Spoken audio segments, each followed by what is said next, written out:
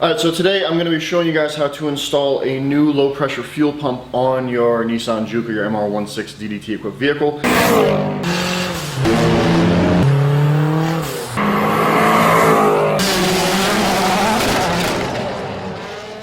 Important to remember that there are two fuel pumps in this car. There's the one on the engine called the high pressure fuel pump, and then there's the one in the gas tank, which is your low pressure fuel pump. On this particular example, we're going to be installing a Walbro 340 LPH pump.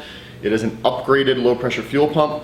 Now, why are we installing this? The particular car that we have, we maxed out the low pressure fuel pump that we got to 375 horsepower, and we started adding duty cycle to the injectors, and unfortunately the fuel pressure kept dropping and dropping and dropping until we weren't able to actually add any more fuel. And we know it's not a high pressure fuel pump problem because it makes perfectly fine steady PSI as we go. It's just not being fed enough by this.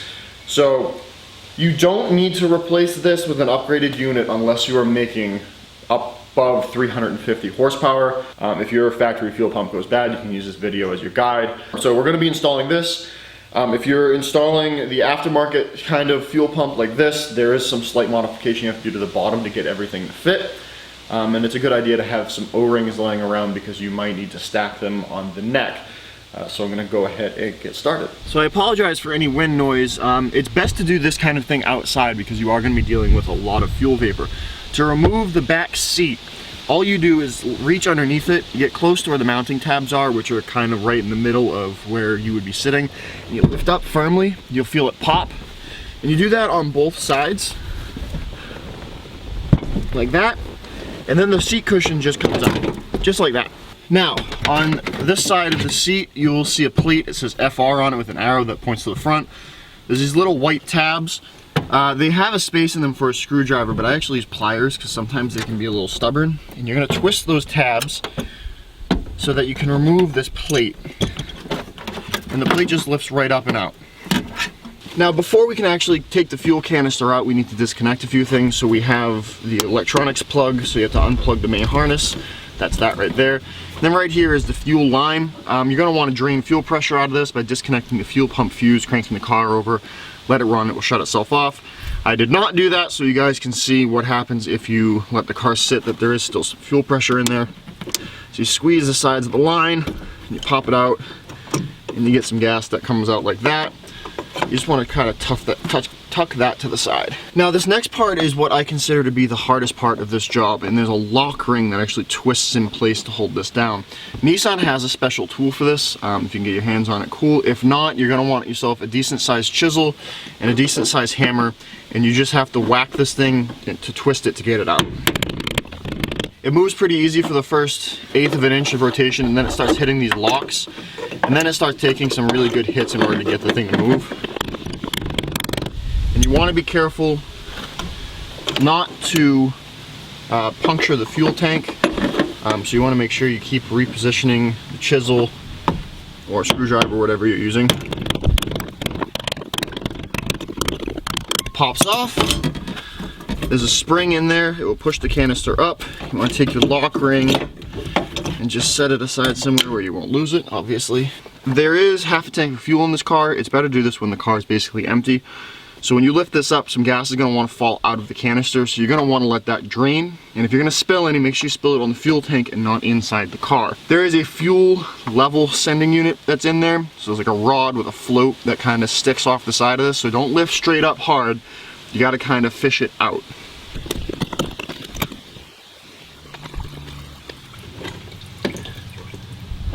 Okay.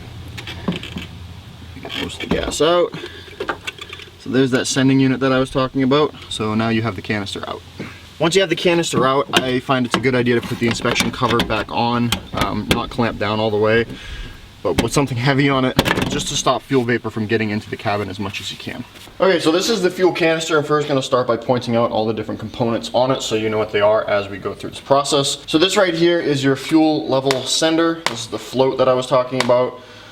So that connects over here to a resistor. As this goes up, it changes the resistance that the gauge sees.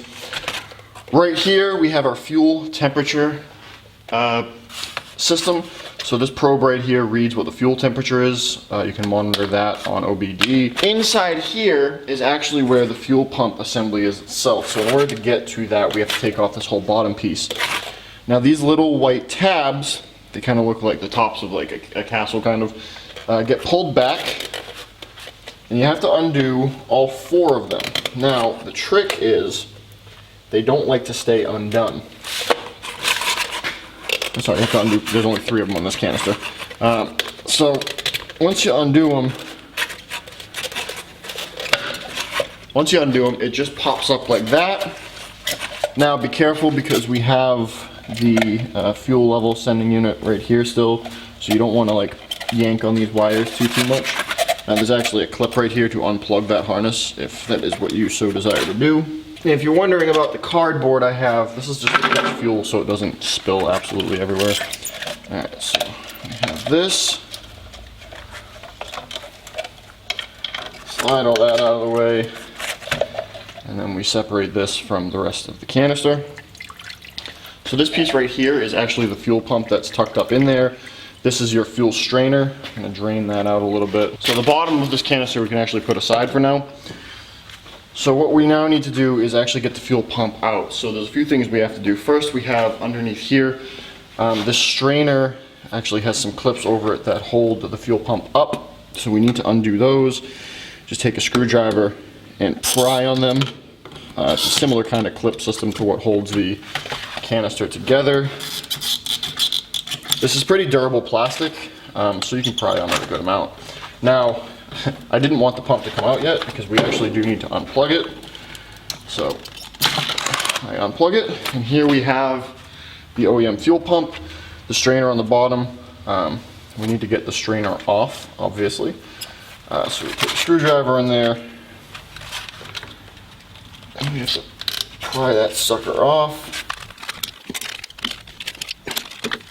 like that.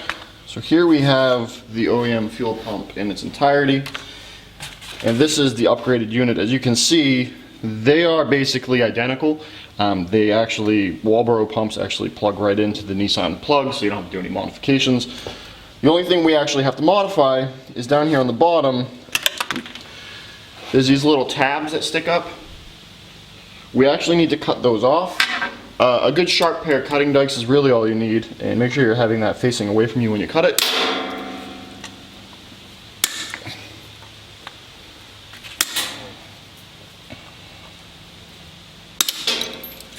So we cut those off, right? Take off our caps.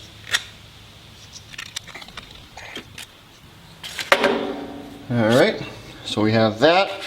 Now, if you put them side by side, you'll notice that the Walbro pump is ever so slightly taller. So this makes reinstallation a little bit of a pain in the butt, but if you play your cards right, it should go well to you. And by that I mean don't put this brown piece back in. So we're going to go ahead and reassemble all of that, minus that brown piece. So we're going to pop our strainer on. Okay, the strainer's on. We're going to slide this back up inside. Now inside, it's important to note that there are a couple of things going on in here.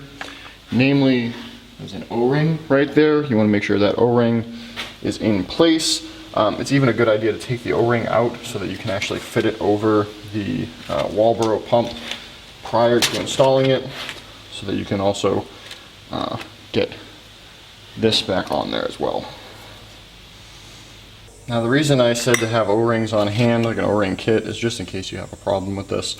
But put the O-ring over that like that, and this is all ready to go back in. Just make sure you line everything up.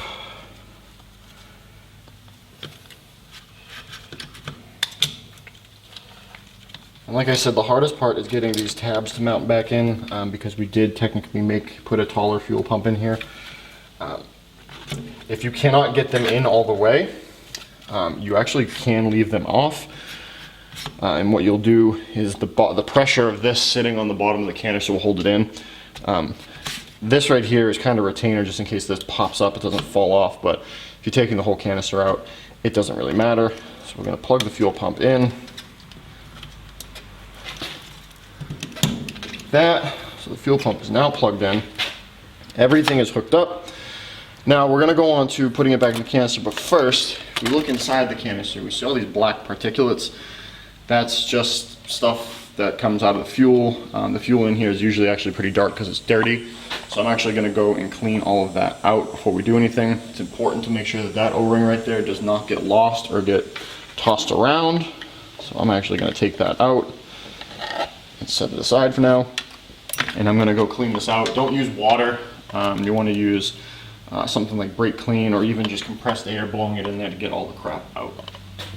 Okay, so we got that out. Now it's also important to point out that the pressure control unit is right there. It actually sprays fuel back into the fuel tank.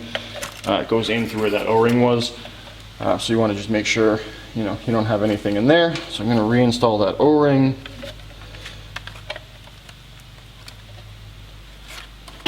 Okay, now we're going to put this back together.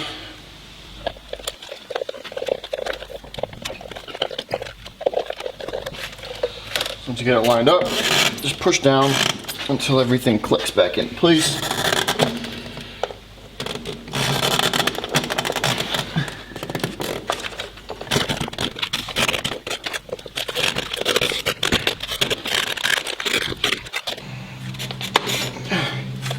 So everything is clicked back into place. Now we can put our temperature gauge, our temperature sender back where it's supposed to be. We can plug that back in.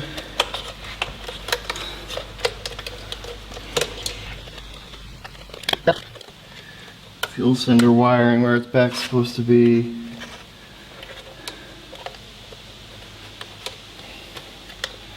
Like that. Now it is ready to put back in the car. I'm going to clean the top of it up before I put it back in there because that just looks like schmutz. Throw it back in the car. To tighten up that ring, I'll show you. It's just beating it with the hammer and chisel like you did before if you don't have the specialty tool. So put it back in the car, and then you prime the fuel system a couple of times before you start it, and then when you start it, you want to make sure that the car is not idling rough or anything like that. Now, I've heard people complain about being able to get enough fuel into this. I can tell you right now, you don't need to add anything to get extra fuel in here. This actually stays full. So when you fill a tank of gas, it fills this up, and even as the gas goes down, this actually keeps fuel in it. So it can't really starve. It physically can't do that. There's no seals stopping anything from getting up here, so gas is always pouring in. We're at 375 horsepower in this particular vehicle. We maxed out what this fuel pump could give us, and we never ran into a fuel starvation problem as far as in the canister. So as long as it's installed properly and you have all of the O-rings in there, you're not going to have any sort of problem like that. So I'm going to throw this back in the car. Alright, so we're going to reinstall this now. We got to be careful of this O-ring that's in here, this green O-ring. If it moved or anything like that, you got to make sure you get that back in place. A lot of times you have to replace them when you take them off, especially if you spill any fuel on them. So we're going to slide this back in. Now you're going to want to push down onto the canister so that you can get this lock ring started. And by started I mean like just get the lips of the thing started underneath their tabs, while keeping in mind that this only goes on one way.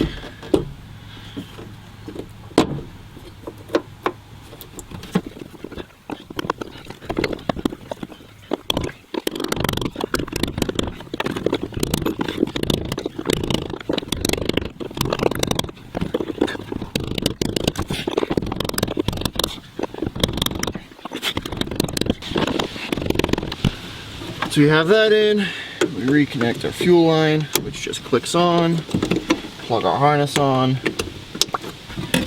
slide our cover back on.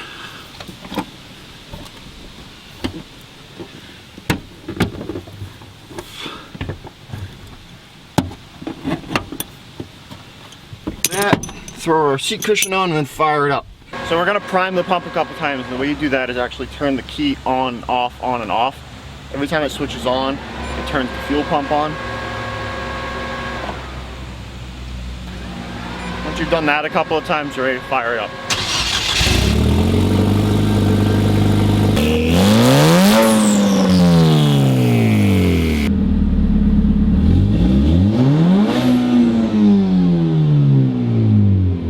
Hi, you made it through a whole video. I appreciate that. You should go check out our other videos. You should also go check out our website, thefastreligion.com. We got like sweatshirts and t-shirts and stuff.